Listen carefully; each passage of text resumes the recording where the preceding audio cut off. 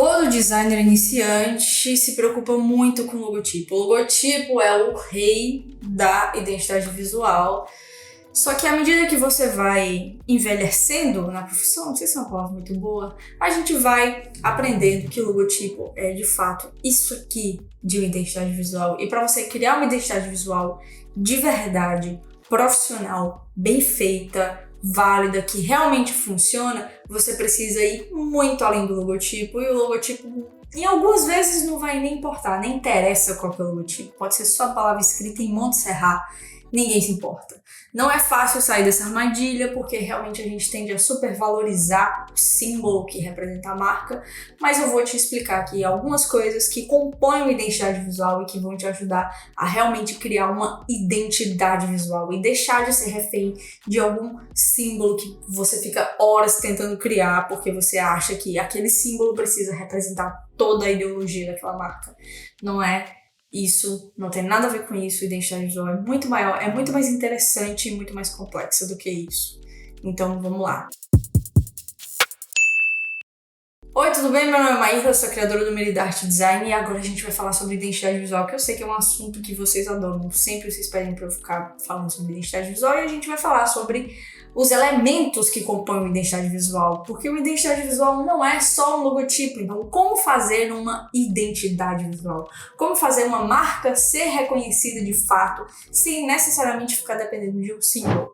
Nós vamos elencar 7 itens, 7 coisinhas que você precisa se atentar para, de fato, construir uma identidade visual consistente, que vai fazer o trabalho dela de reconhecimento de marca, de ajudar aquela marca a se destacar no mercado.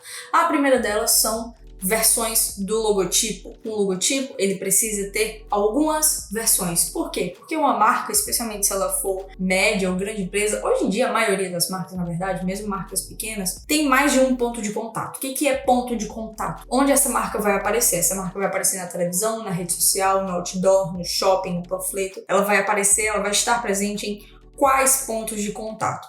Às vezes você cria um logotipo que não funciona em um desses pontos de contato e você precisa de versões reduzidas, versões melhor trabalhadas, versões refinadas desse logotipo para todos os pontos de contato que aquele cliente vai precisar, tá? Mas Maíra, quais os pontos de contato? Como assim? Todos? Todos? Absolutamente todos? Sim, todos os pontos de contato.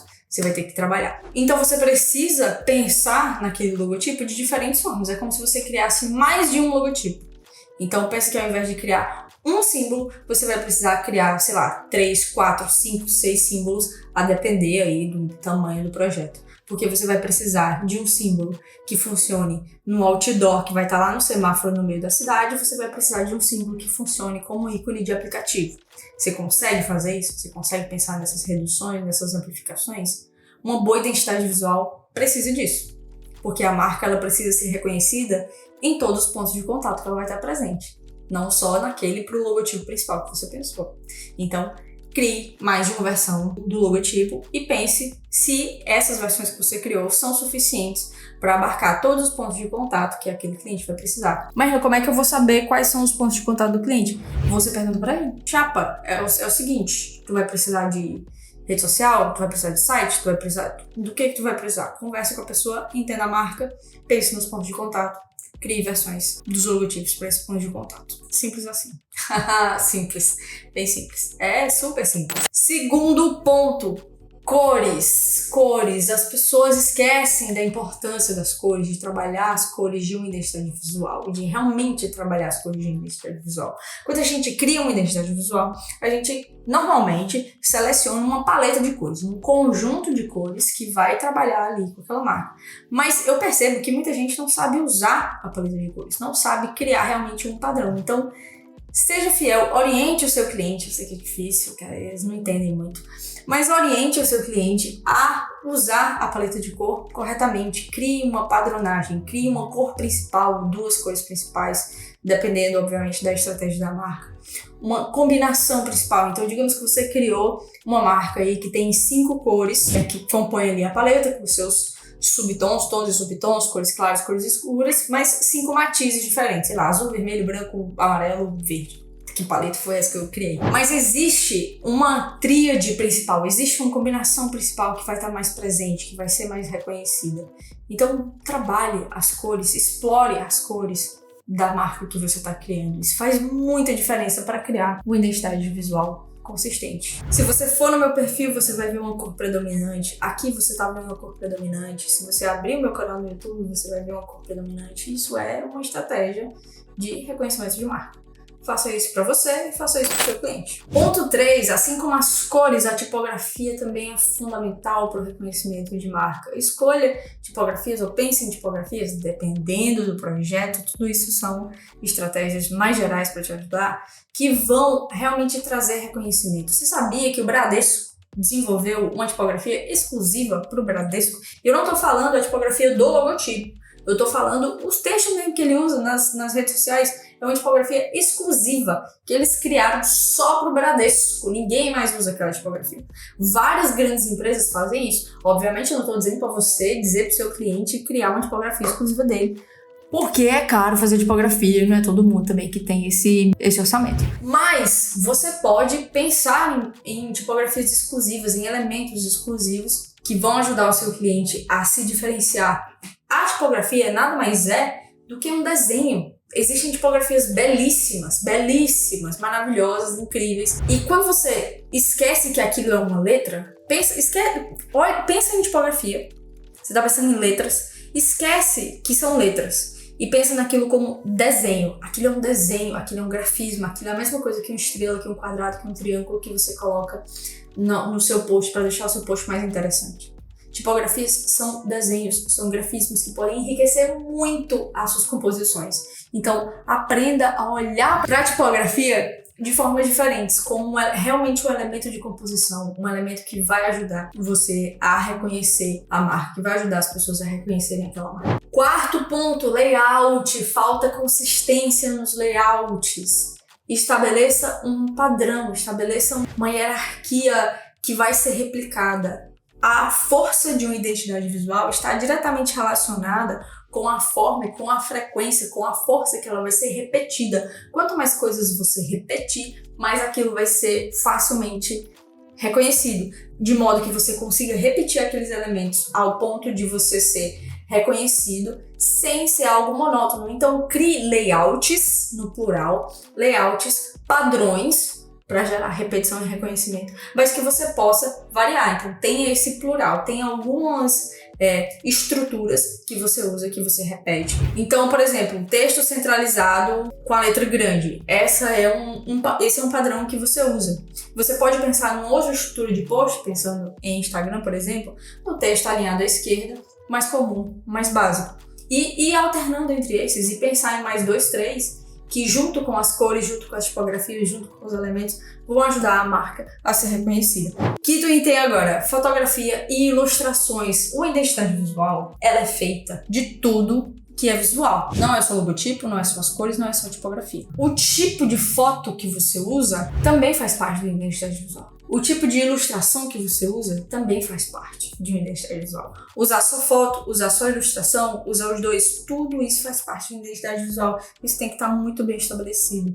Se você for olhar as fotografias das campanhas da Coca-Cola, você vai perceber um padrão, especialmente se a gente está falando aqui a nível de Brasil, tá? Porque, obviamente, cada empresa da Coca-Cola, para cada país, precisa ter uma comunicação diferente que faça sentido naquele país. Nós moramos num país quente pra caramba, que tá cada vez mais quente. Então, não faz tanto sentido para Coca-Cola colocar a campanha de urso polar na neve, piriri pororó. A gente até vê isso porque a gente é muito colonizado culturalmente pela cultura americana, através dos filmes, dos comerciais e tudo mais. Mas, se você for ver a fotografia da Coca-Cola, normalmente vai ter pessoas, no plural, normalmente vão ter pessoas compartilhando momentos felizes, pessoas sorrindo.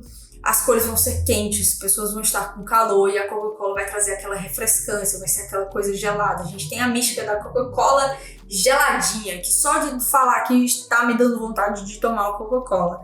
Porque essa é a comunicação visual que a Coca-Cola... Meu Deus, falar Coca-Cola várias vezes é complicado, caramba. A comunicação visual que essa empresa faz através das imagens é assim, a Coca-Cola tem um estilo de ilustração que é muito específico para campanhas que ela faz. Cada campanha tem a sua ilustração, cada campanha tem a sua identidade visual. Então é importante você padronizar também isso. As fotos da empresa, do seu cliente, como que as pessoas vão estar? As pessoas vão estar sempre sorrindo? Que tipo de pessoa vai estar nessas imagens? Que tipo de pessoa precisa estar nas comunicações do seu cliente? Você precisa pensar nisso, tanto para sua apresentação, para você criar uma apresentação que seja coerente e convincente, para ajudar o seu cliente a entender o seu projeto e aprovar a sua identidade visual, e também para ajudar ele a criar os materiais dele. As fotos precisam ser sempre pessoas com mais de 40 anos, que estão sorrindo, que estão cozinhando, sei lá, dependendo do segmento, dependendo do público que ele tem.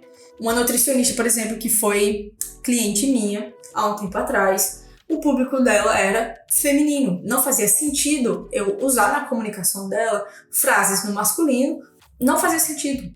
Então eu sempre usava frases no feminino, porque o público dela era todo feminino. Assim como nas imagens. Não fazia sentido eu usar imagens para ela de homens se exercitando, de homens comendo bem, porque o público dela era feminino. Então eu precisava usar imagens que faziam sentido para aquele público. E isso precisa estar muito claro também na comunicação visual que você está criando. 6. Grafismos e elementos complementares. O que são os grafismos e os elementos complementares? São coisas que você cria para além do logotipo. Sabe o logotipo que você cria? Você vai lá, você desenha um símbolo e você diz, olha, esse aqui é o símbolo da sua empresa a partir de agora. Você pode criar outras coisas, outros símbolos, outros desenhos, outros traços, outras linhas que também fazem sentido, que também vão ajudar a compor e a transmitir aquela mensagem. Por quê? Porque se você pega só o logotipo e sai repetindo o logo em todos os posts, bota o logo na caneca, bota o logo no papel timbrado, bota o logo na pasta, bota o logo no cartão de visita, você cria um negócio chato pra caramba, que tudo parece propaganda. Sempre que você coloca o logotipo em alguma coisa, aquela coisa parece propaganda, tá? Especialmente quando é uma marca que não é reconhecida, que ainda não tem uma reputação. Certo? Então o que é que a gente faz? A gente cria elementos de apoio, que a gente chama de elementos de apoio, grafismos, elementos complementares, desenhos, estruturas, coisas extras que a gente vai usar ao invés de usar o logotipo ou junto com o logotipo para engrandecer essa obra que estamos fazendo, que é uma identidade visual. Foi isso que eu fiz criando esses elementos para Quaraí, por exemplo. Eu tinha criado esse símbolo